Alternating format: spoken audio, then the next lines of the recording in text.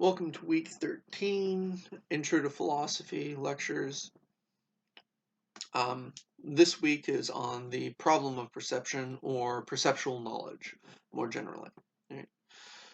So last week we went over general epistemology and an introduction into that wondrous mystery, wondrous clusterfuck.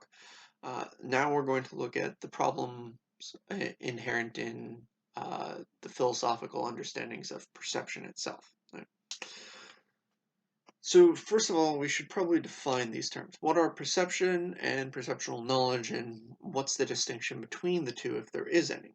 Well, perception is the act of assimilating and processing sensory information, right? Very broadly speaking. And perceptual knowledge is going to be knowledge acquired through this processing of sensory information. Right? Now, what separates out perceptual knowledge from other forms of knowledge is that whether it be knowledge of facts, inference, or knowledge through testimony, i.e., language, uh, perception appears to have a unique character that the others do not. Right? Um, and that uh, unique character is its justificatory immediacy, right? Justificational immediacy. Right? The justification for our belief in what we perceive is bound up in the perception itself, right? It's not a separate feature, right? Um, that is to say, perception justifies itself structurally, whereas the other ones do not, right? They rely on external features or external components to justify themselves. And if a perception is veridical, it's veridical just because of that structure. Veridical meaning it aligns with the way things really are. Right?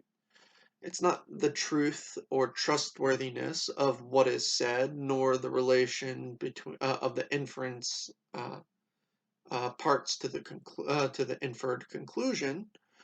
Um, what we perceive is justified by the fact we perceive it.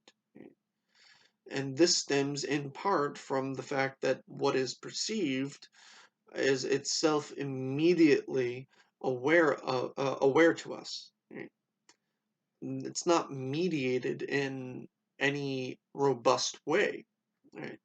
Unlike how inference or testimonial knowledge is. Right?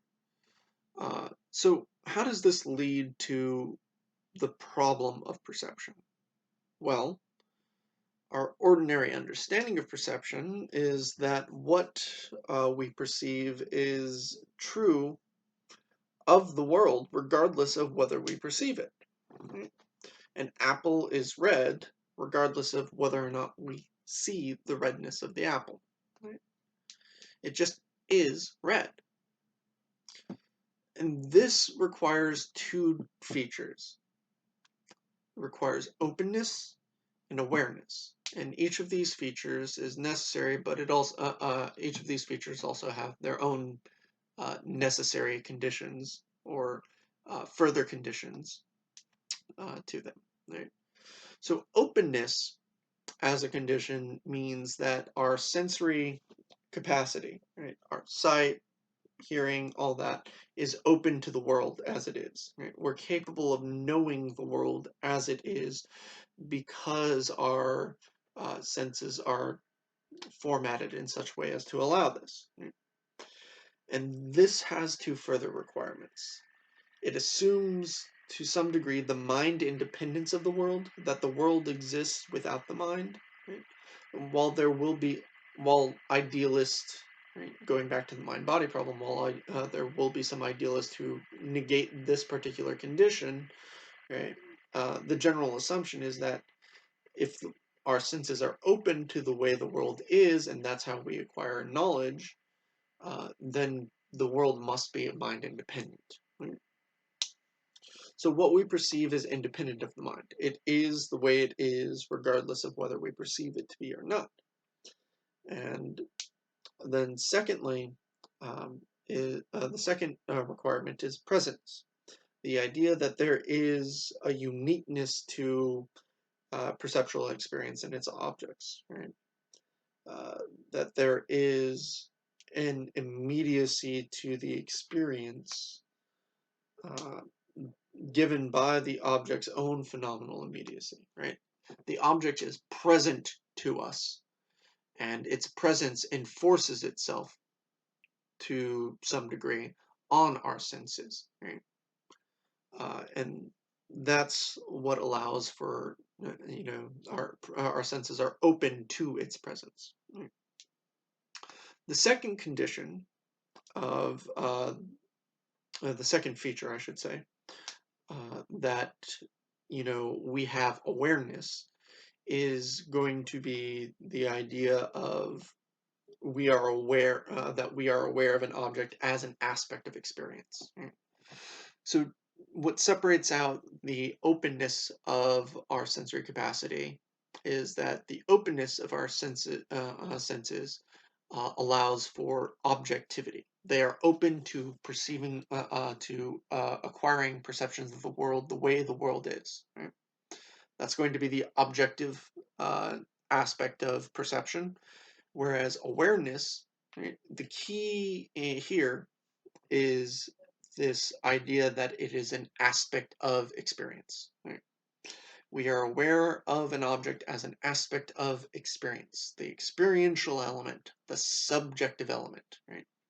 So this is where perception becomes problematic, where we blur the lines between the the objectivity of what is perceived and the subjectivity of the experience of perceiving it. Right? And awareness has the further feature of veridicality. Right? The subjective element must be veridical in order for the perception to be to provide knowledge. Right? Or this is how the thought goes. The veridicality of a perception is the degree with which our awareness of an object lines up with reality. It's all or nothing. There's no middle ground. Either an experience is veridical or it is non-veridical. Right? So how do we reconcile the objectivity of perception, perceptual knowledge, with the subjectivity of perceptual experience? Right? This is the problem of perception.